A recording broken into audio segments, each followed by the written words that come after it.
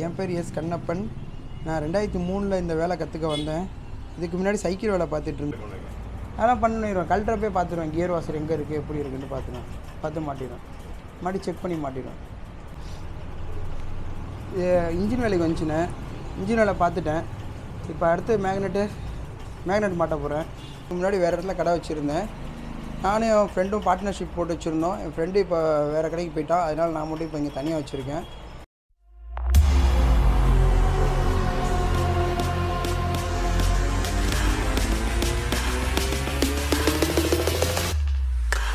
வணக்கம். Spanner heroes சேனலுக்கு உங்களை அன்போடு வரவேற்கிறோம். நீ தேர்ந்தெடுக்கும் பாதை கரடுமுரடாக இருந்தாலும் அதை கடந்து விடலாம். தன்னம்பிக்கை என்ற நண்பனின் துணை இருந்தால் ஜெயித்து கொண்டே இரு. நீ வளரும் வரை அல்ல, உன்னை வெறுத்தவர்கள் உன்னை வாழ்த்தும் வரை தன்னம்பிக்கையுடன் போராடு. இன்னைக்கு சந்திக்க போகிற சாதனையாளர் திருச்சி உறையூரில் 2 வீலர் மெக்கானிக் ஷெட் வச்சிருக்கிற திரு கண்ணப்பன். அவங்கள பற்றி தான் நம்ம இன்னைக்கு பார்க்க போகிறோம். இவரோட பேர் தான் கண்ணப்பன். ஆனால் இவர் ஒரு பார்வையற்ற மாற்றுத்திறனாளி. இவர் தனியாக 2 வீலர் ஒர்க் ஷாப் வச்சுட்டு அதில் எல்லா வேலையுமே அவர் ரொம்ப திறமையாக செய்கிறாரு. கண் இருக்கவங்க செய்ய கஷ்டப்படுற வேலையை கூட கண் இல்லாமல் இவர் ரொம்ப ஈஸியாக செஞ்சிடுறாரு. அவரை பற்றி தான் நம்ம இன்னைக்கு பார்க்க போகிறோம். அந்த சாதனையாளர் பற்றி அவரே சொல்லுவார். நம்ம கேட்கலாம் வாங்க. என் பேர் எஸ் கண்ணப்பன். நான் 2003 இந்த வேலை கற்றுக்க வந்தேன். இதுக்கு முன்னாடி சைக்கிள் வேலை பார்த்துட்டு இருந்தேன். சைக்கிள் வேலை கற்றுக்கிட்டு முடித்தோன்னே இந்த வண்டி சைக்கிள் வேலை பார்க்குறப்ப பஞ்சருக்கெலாம் வீல்லாம் கழட்டி மாட்டுவேன். அப்போ மெக்கானிக் வேலை இன்ட்ரெஸ்ட் அதிகமாக இருந்துச்சு. அதனால் தெரிஞ்ச ஒரு ஃப்ரெண்டானார். அவர்கிட்ட பேசிகிட்டு இருக்கப்போ அவர் கடைக்கு நான் வேலைக்கு வரேன்னு சொல்லி வேலைக்கு போனேன். அங்கே போய் அப்படியே வேலை கற்றுக்கிட்டு நான் ஒரு கடை வச்சு ஒரு 15 வருஷத்துக்கு மேலே ஆச்சு தனியாக வச்சு. என்கிட்ட 2 பேர் இருக்காங்க. எனக்கு 4 வயசில் மூளைக்கச்சை கண் இதாகிடுச்சு. நான் வேலை கற்றுக்கிறப்பே எனக்கு ஒரு வண்டி வாங்கி வச்சு தனியாக பிரித்து அதெல்லாம் கற்றுக்க ஆரம்பித்தேன், டிவிஎஸ் பிட்டியை. அதுக்கப்புறம் தான் இதில் கற்றுக்கிட்டு எல்லா வண்டியும் வேலை பார்க்க கற்றுக்கிட்டு இப்போ தனியாக கடை வச்சுருக்கேன். என்ன வண்டி ரொம்ப இன்ட்ரெஸ்டாக? எல்லா வண்டியும் வேலை பார்ப்பேன். அதில் எமகானா கொஞ்சம் ரொம்ப பிடிக்கும். இன்ட்ரெஸ்ட்டாக வேலை பார்ப்பேன். 100, 135 அதெல்லாம் கொஞ்சம் இன்ட்ரெஸ்ட் அதிகம். வண்டிகளுக்கு வரக்கூடிய இன்ஜின் ஒர்க் ப்ராப்ளத்தை நீங்கள் எப்படி கண்டுபிடிப்பீங்க? ஸ்டார்ட் பண்ணி பார்த்து இன்ஜின் சவுண்டாக இருந்தால் இது டைம் இன்ஜின் சவுண்டு, இல்லை இது கிராங்க் பிரிக்கிற மாதிரி இருக்கும் அப்படின்னு சொல்லுவேன். இல்லை ஓட்டுறப்போ சவுண்டு கேட்குதுன்னு சொன்னால் கடைப்பையில் ஓட்ட சொல்லிட்டு நான் பின்னாடி உட்காந்து பார்ப்பேன். சவுண்டு ரொம்ப கெஸ் பண்ணி கண்டுபிடிக்க முடியலன்னா அமைதியான ரோட்டில் ஓட்டி பார்க்க சொல்லி கண்டுபிடிச்சி சொல்லிடுவேன். சொல்லுவேன் எவ்வளோ அமௌண்ட் வரும்னு சொல்லுவேன். பார்க்க சொன்னாங்கன்னா பார்த்துருவேன். இல்லாட்டி இப்போது ஜென்ரலாக சர்வீஸ் பண்ண சொன்னாங்கன்னா பண்ணி கொடுத்துருவேன். உங்களுக்கு இந்த 2 வீலர் மெக்கானிக் தொழில் எவ்வளவு பிடிச்சிருக்கு? இல்லை, எனக்கு இது பிடிச்சனால தானே வந்தேன்னு. இதில் கொஞ்சம் இன்ட்ரெஸ்ட் ஆர்வம் அதிகமாக இருந்துச்சு கற்றுக்கணும் அப்படின்ட்டு. அதனால் கற்றுக்கிட்டது தானே. வீட்டிலே உனக்கு என்ன பிடிக்குதோ அதை செய்ய சொல்லிட்டாங்க. அதனால் சரி நம்மளும் இதுக்கு வந்தாச்சுன்னு.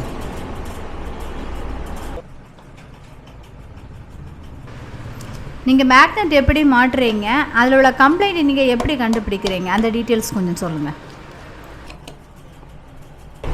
இல்லையே, உரசுற மாதிரி இருக்குது. அதனால் லீஃபெல்லாம் லூஸாக இருக்கான்னு பார்த்தா லீஃப் லூஸாக இருக்குது. 2 லீஃப் லூஸாக இருக்குது. இது கஸ்டமர்கிட்ட கேட்டு தான் மேக்னெட் மாட்டணுமா வேணாமான்னு கேட்கணும்.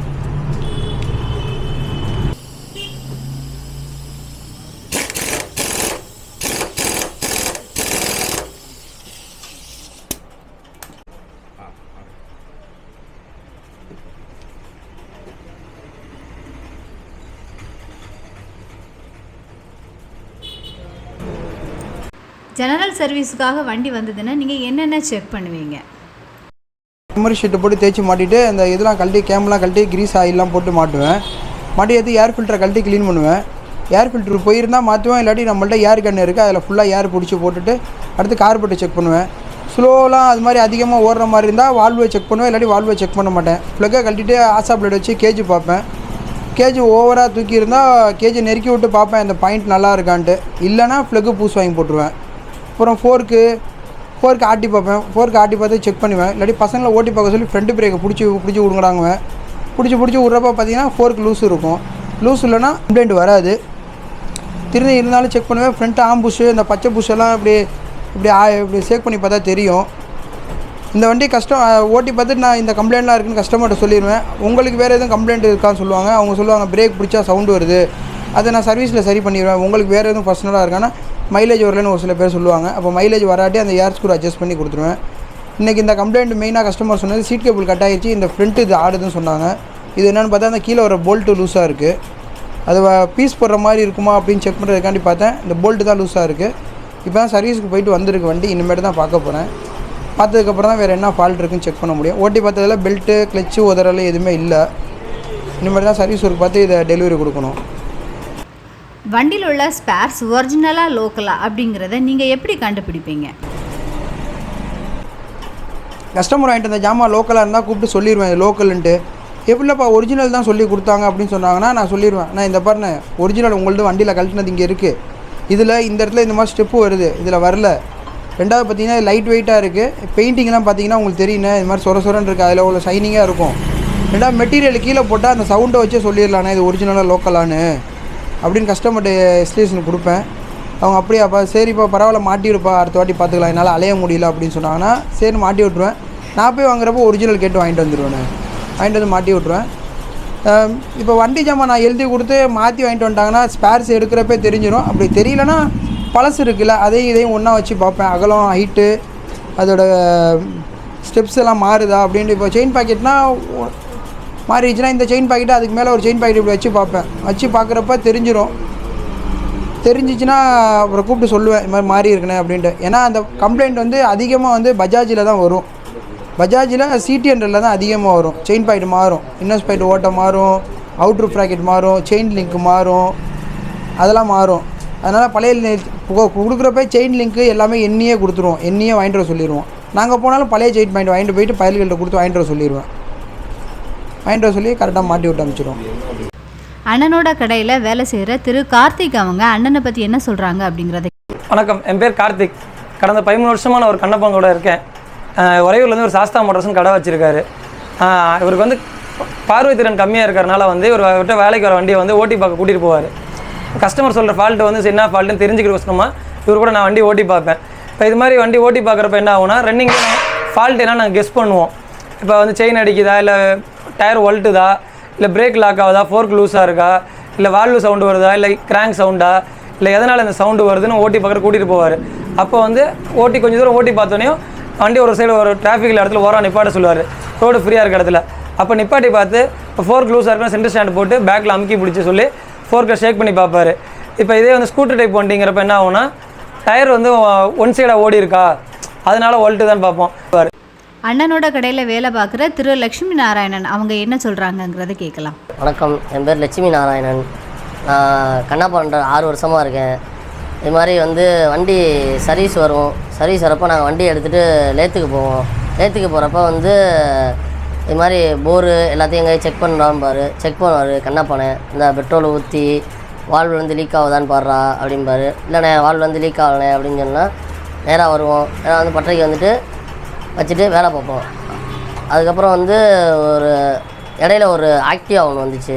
ஆக்டிவா வந்தப்போ அந்த வண்டி கரண்ட்டு கட் ஆகி போயிட்டே இருந்துச்சு. அதை நாங்கள் ஓட்டி பார்க்குறப்ப என்னாச்சு, இது காயில் தான் பிரச்சனை அப்படிங்கிறவ.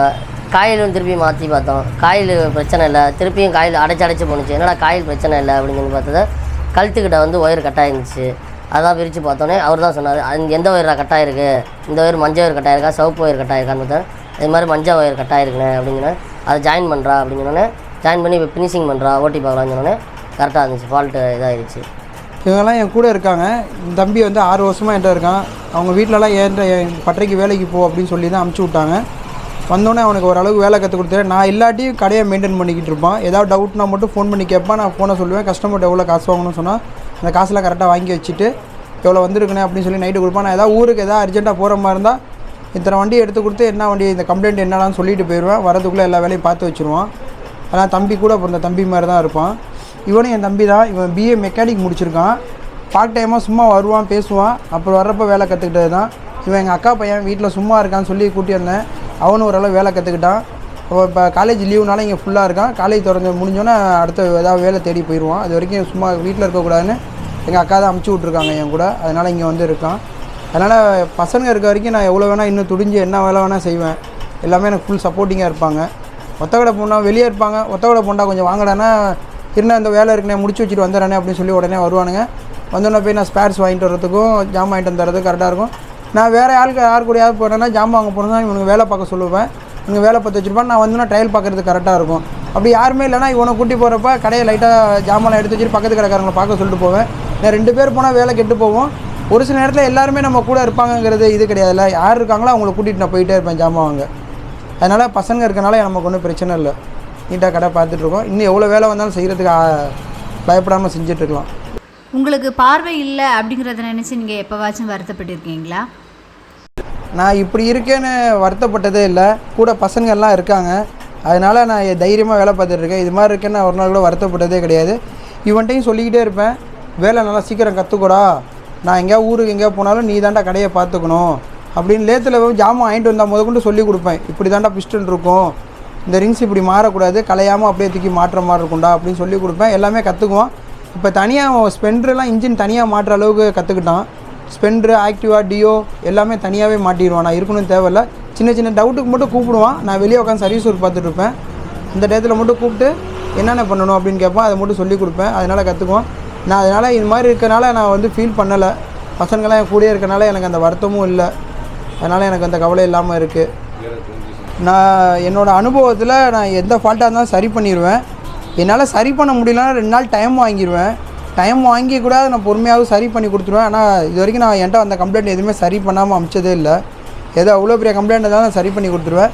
எதுவுமே நம்மளால் நினச்சா எது வேணால் சாதிக்க முடியும்னு நினச்சா கண்டிப்பாக சாதிக்கலாம். என்னால் முடியுங்கிறனால தான் இந்த வேலைக்கு நான் வந்தேன். முடியலன்னு சொன்னால் வந்திருக்கவே மாட்டேன். எங்கள் வீட்டில் உனக்கு என்ன பிடிக்குதோ அது பண்ணு அப்படின்னு சொல்லி விட்டுட்டாங்க. அதனால் எனக்கு ஒன்றும் அவங்க சரி என்னமோ பண்ணுன்னு சொல்லி விட்டனால நான் வந்து சைக்கிள் வேலை கற்றுக்கிட்டேன். அப்படியே 2 வீலருக்கு வந்தேன். இப்போ வந்து 2 வீலர் எல்லா வேலையுமே கற்று தனியாக கடையே வச்சுட்டேன். யாராக இருந்தாலும் என்ன மாதிரி இருக்கவங்க இந்த தொழிலுக்கு வரணும்னு ஆசைப்பட்டு கற்றுக்கோங்க. கற்றுக்கிட்டிங்கன்னா நம்ம வேலைக்கு ராஜா. நன்றி, வணக்கம். எல்லா சகோதர மெக்கானிக் அவர்களுக்கும் என்னோடய நன்றியை தெரிவித்துக் கொள்கிறேன்.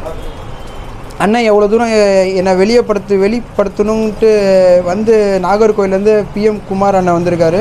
அவங்க கூட எல்லா மெக்கானிக்ஸ் வந்திருக்காங்க. ரொம்ப சந்தோஷமாக இருக்குது. இந்த எல்லாமே அண்ணனுக்கு தான் சேரும் இந்த புகழ். ரொம்ப நன்றி அண்ணா. உங்களை சந்தித்ததில் வந்து எங்களுக்கு ரொம்ப சந்தோஷமாகவும் ரொம்ப மன நிறைவாகவும் நிம்மதியாகவுமே இருக்குது. இந்த வீடியோ உங்களுக்கு பிடிச்சிருந்ததுன்னா லைக் பண்ணுங்கள், ஷேர் பண்ணுங்கள், கமெண்ட் பண்ணுங்கள், மறக்காமல் சப்ஸ்கிரைப் பண்ணுங்கள். மீண்டும் அடுத்த வீடியோவில் உங்களை சந்திக்கிறேன். தேங்க்யூ.